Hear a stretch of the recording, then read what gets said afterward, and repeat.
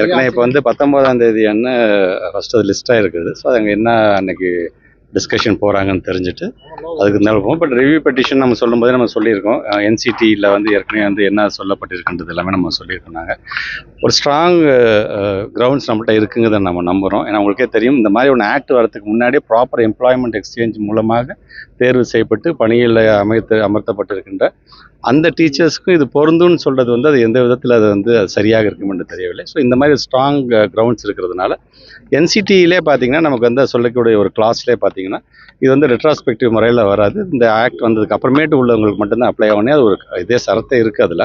So இந்த grounds அடிப்படையில் வந்து ரிவ்யூ பெட்டிஷன் போகிறோம். கண்டிப்பாக அதில் நாங்கள் வெற்றி பெறுவோங்கிற நம்பிக்கை இருக்கின்றது. ஸோ டீச்சர்ஸ் வந்து no need to get panic. இது வந்து எங்களோட டீச்சர்ஸ் நீங்கள் எல்லாருமே. ஃபர்ஸ்ட் ஆஃப் ஆல் நீங்கள் தமிழ்நாட்டு டீச்சர்ஸ், உங்களை நாங்கள் பாதுகாக்காமல் வேறு யார் பாதுகாக்க போகிறோம்? ஸோ அதனால் யாரும் பயப்படுத்தல. நீங்கள் பாட்டு உங்கள் பணியை நீங்கள் நிம்மதியாக செய்யுங்க. சார், இந்த பகுதி நேர வேலைவாய்ப்பில் இருக்காங்க சார். அவங்களோட முதல்வர் வந்ததுக்கு அப்புறம் நல்ல இது சொல்லப்படும் சொல்லியிருக்காங்க. ஆமாம், கண்டிப்பாக. ஏன்னா இப்போ அது சார்ந்து நம்முடைய டிபார்ட்மெண்ட்டில் இருக்கிற தலைமை செயலாளர் மூலமாக ஒரு மீட்டிங்கை நாங்கள் நடத்தி முடிச்சிட்டோம். 17 ராசிகள் சார்ந்து அவங்கள்ட்டையும் உட்காந்து நாங்கள் வந்து டிஸ்கஸ் பண்ணியிருக்கோம். அவங்களும் சில ஐடியாஸ்லாம் கொடுத்துருக்காங்க. அதில் எந்த ஐடியா நமக்கு பொருத்தமாக இருக்கின்றமோ அதையும் செலுத்தி அந்த அவர்களையும் எவ்வளோ சீக்கிரமாக உள்ளே நாங்கள் எடுக்க முடியுமோ. ஏன்னா அவங்களும் பார்த்தீங்கன்னா இவ்வளோ வருஷம் பேர் தான் பகுதி நேர ஆசிரியர்களே தவிர முழுமையாக தங்களுடைய பணியை செய்தவர்கள் தான். ஏன்னா அவங்களும் இப்போ ஒரு அனுபவம் வாய்ந்து இருக்கிறனால அவங்கள பயன்படுத்தி இன்னும் எங்களுக்கு வந்து ஒரு எங்களுடைய கருத்தை வலுப்படுத்துகின்றமாக இருக்கும் என்பதை நாங்கள் உள்ளபூர்வமாக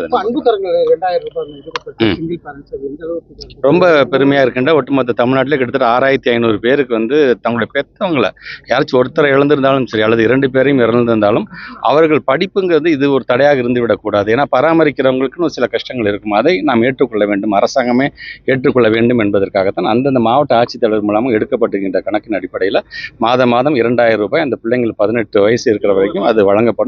படிப்பில் மட்டும் கவனம் செலுத்துங்க, மற்றதை நாங்கள் பார்த்துக் கொள்கிறோம் என்று தமிழ்நாடு முதலமைச்சர் சொல்லியிருக்காரு. அது மட்டுமல்ல, அந்த பிள்ளைங்க 12th முடிச்சுட்டு அவங்க வந்து கல்லூரிக்கு போகும்போது சரி இல்லை ஸ்கில் டெவலப்மெண்ட் சார்ந்து அவங்களை தயார்படுத்துவதற்கும் அரசாங்கம் துணை இருக்கும் என்று முதலமைச்சர் சொல்லியிருக்காரு. தமிழக